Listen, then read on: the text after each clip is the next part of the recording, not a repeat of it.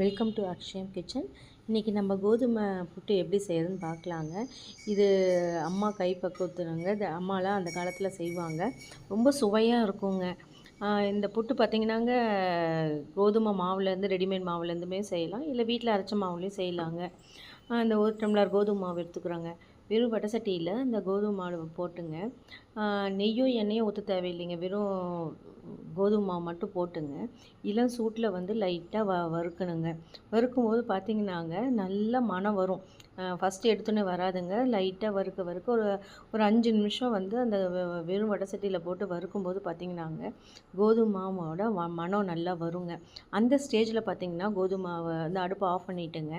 அதுக்கு வந்து நம்மளுக்கு லைட்டாக ஒரு சிட்டிகை அளவு உப்பு போட்டுக்கணுங்க. ஜாஸ்தியாக போட வேண்டியதில்லை. அப்போ தான் இந்த டேஸ்ட் கொடுக்கறதுக்காக ஒரு சிட்டிகை அளவு உப்பு போட்டு மறுபடியும் வந்து ஒரு பெரட்டி விடணுங்க. உப்பும் எல்லா பக்கமும் வந்து கலந்து வர்றதுக்காக ஒரு பெரட்டி விடணுங்க. அப்புறம் வந்து பார்த்திங்கன்னா கட்டியெலாம் இருக்கக்கூடாதுங்க. கட்டி இல்லாமல் இருக்கிறதுக்காக பார்த்திங்கன்னா நல்லா உடச்சி விடணும். நல்லா உடச்சி விட்டு உதிரியாக இருக்கணும். உதிரியாக இல்லைங்க, நல்லா நெகுன்னு இருக்கணுங்க. இப்போ வந்து தண்ணி ஊற்றணுங்க. இப்போ 1 டம்ளர் எடுத்தோமா 1/4 டம்ளர் தண்ணி போதுங்க. அதுக்கு மேலே இருந்தால் ரப்பராட்டம் ஆகிடுங்க. அந்த கோதுமை மாவு சப்பாத்தி அது மாதிரி வந்துடுங்க. ஏன்னா வந்து அரிசி மாவோ இல்லை ராகி மாவோ வந்து சேர்ந்து வராதுங்க. ஆனால் வந்து கோதுமை மாவு மட்டும் பார்த்திங்கன்னா அங்கே தண்ணி ஊற்றினோன்னே சேர்ந்து வரும். சப்பாத்தி மாவு பதத்துக்கு வராது. அது வராமல் உதிரியாக இருக்கிறதுக்காக நல்லா உதிரியாக தண்ணி கம்மியாக தான் ஊற்றணுங்க. உதிரியாக வரணுங்க. இந்த மாதிரி வந்து கையில் வச்சு பெரட்டி விட்டுக்கிட்டே இருக்கணும். நம்ம அதெல்லாம் உடச்சி விட்டுக்கிட்டே இருக்கணுங்க. அந்த கட்டியெல்லாம் வந்து உடச்சி விட்டுகிட்டே இருக்கும்போது நல்லா உதிரியாக இது மாதிரி வந்துடுங்க. இது வந்ததுக்கப்புறம் 10 நிமிஷம் ஒரு 5 நிமிஷம் அது மாதிரி அப்படியே வச்சுட்டுங்க. இட்லி தட்டில் வந்து இட்லி பானை வச்சு தண்ணி ஊற்றி நல்லா ஆவி வரட்டுங்க.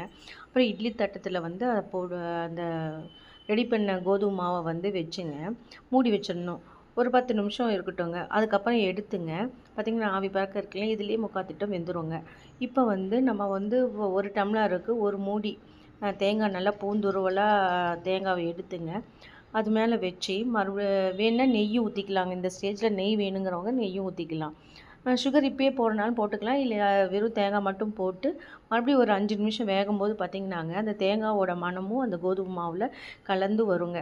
இப்போ வந்து கீழே இறக்கிட்டு நல்லா ஒரு பெரட்டுமா. அதுக்கப்புறம் பார்த்திங்கன்னா நாட்டு சக்கரை வச்சு வாழைப்பழம் வச்சு சாப்பிட்டோமா சூப்பராக இருக்குங்க இந்த கோதுமை புட்டு. ட்ரை பண்ணி பாருங்கள்.